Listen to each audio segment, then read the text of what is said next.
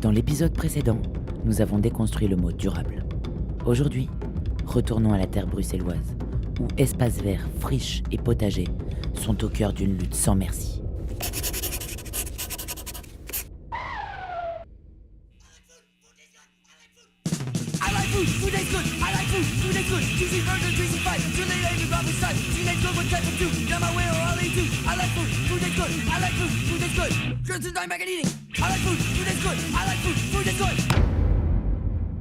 Bruxelles compte 122 parcs et forêts et autant d'occasions de vous reconnecter à la nature.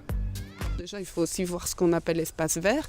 Je sais qu'il y a eu un livre qui est sorti qui s'appelle Bruxelles vue du ciel et ils disent que le rond-point Montgomery est un espace vert. Bon, quand on le voit d'en haut, effectivement, c'est un peu vert, mais à part ça, c'est pas un espace vert. On regarde la carte du ciel bruxelloise depuis des décennies. Tous les espaces verts sont progressivement grignotés, y compris les zones qui sont théoriquement protégées par les plans de sol. Et donc ce qu'on se dit, c'est que si on continue sur cette ligne droite, on termine avec un grand parking.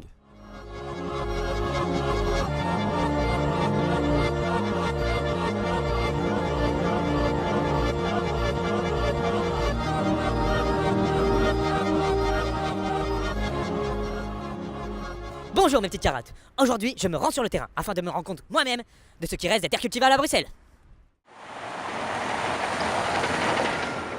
Avant qu'ils soient loués aux gens comme potager urbain, c'était des espaces de maraîchage, on cultivait du chou. Et donc en fait, cet espace est toujours super utile. Il y a pas mal de gens qui produisent encore leurs légumes et qui aimeraient pouvoir continuer. C'est pour ça qu'on essaye de les sauvegarder.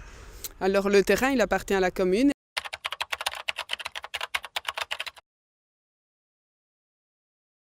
Et la commune, elle souhaite le vendre pour y construire des logements à prix du marché.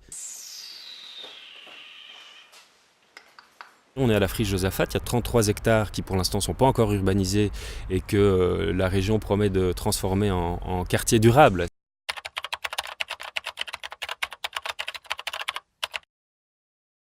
C'est-à-dire avec 1500 logements et 1000 places de parking et des toitures vertes. Il y a des gens qui se bougent depuis des années et des années ici. Pourquoi pas venir les soutenir, les aider, augmenter la surface potagère et puis ne pas accepter que tout d'un coup on vienne urbaniser cet endroit pour construire des logements alors que le logement, bien entendu, on peut le faire ailleurs. Il n'est pas question d'opposer les espaces verts et le logement, ça c'est vraiment crucial. On peut tout à fait loger les gens à Bruxelles sans détruire les derniers espaces verts qui sont vitaux pour les gens qui vivent à Bruxelles.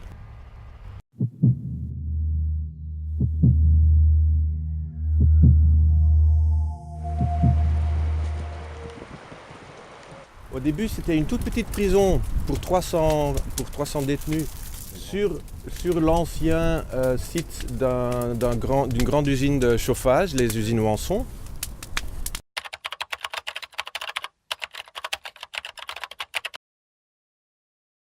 Et puis les Arenois se disent ouais, ok, enfin oui, d'accord, si c'est là, les terrains ils sont quand même pourris, donc faites-le là. En fait, non, ils veulent, sur les 19 hectares que fait le Kelbeek, ils veulent construire sur 18 hectares et nous laisser royalement un petit parc de 1 hectare. Et donc ça devrait, s'ils veulent, mais ça ne se fera jamais, ça sera entouré d'un mur de 5 à 8 mètres de haut. Ça déborde de l'autre côté, Denis, il faut que tu égalises. On a fait une analyse de la terre ici et la terre est bonne. Il n'y a jamais eu d'activité humaine autre qu'agricole sur le terrain. C'est rare en général et c'est très très rare à Bruxelles.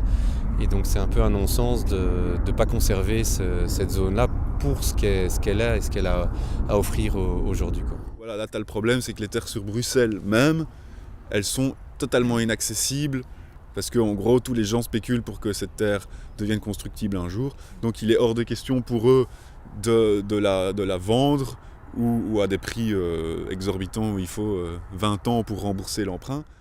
Nous, on a été associés strictement à rien du tout. Enfin, on a été voir le cabinet de la ministre Frémaux pour dire voilà, nous on a un super bel endroit, pourquoi est-ce qu'on ne pourrait pas l'utiliser dans le cadre de la stratégie Good Food.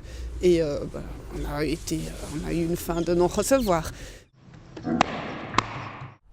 De ce que je vois, j'ai pas l'impression que politiquement il y ait beaucoup de choses qui bougent pour que ces terres soient sécurisées en terre agricole, à la limite rachetées par une coopérative, etc.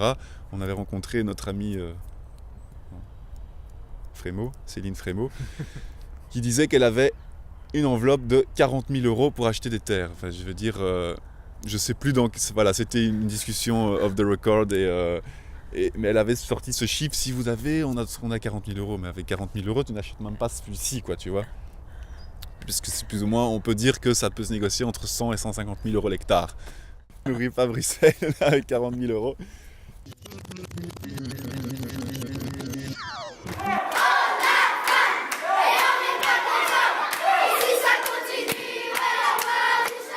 Et donc les pouvoirs publics surfent sur la vague, donnent des petits subsides, animent les espaces agricoles ou transforment certains espaces en espaces agricoles. Mais dans le fond de la politique ne change pas. C'est-à-dire qu'il est question d'urbaniser Bruxelles pour construire des logements, des routes, des parkings, etc. Donc il y a une volonté certainement, il ne faut pas non plus tout jeter d'un coup. Il y a une prise de conscience progressive, y compris dans les pouvoirs publics, mais la dynamique de fond ne change pas. Et tant que la dynamique de fond ne change pas, les programmes comme ceux de Good Food ne peuvent que rester lettre morte. Vous l'aurez compris, l'objectif de préserver 100% des terres agricoles en ville est loin d'être atteint. Et nous verrons dans le prochain épisode quels systèmes de production nourriront la ville demain avec si peu de terres. On s'en bat les couilles, on s'en bat les couilles, on s'en bat les couilles. On s'en bat les couilles, on s'en bat les couilles, on s'en bat les couilles. On s'en bat les couilles, on s'en bat les couilles, on s'en bat les couilles. On s'en bat les couilles, on s'en bat les couilles, on s'en bat les couilles.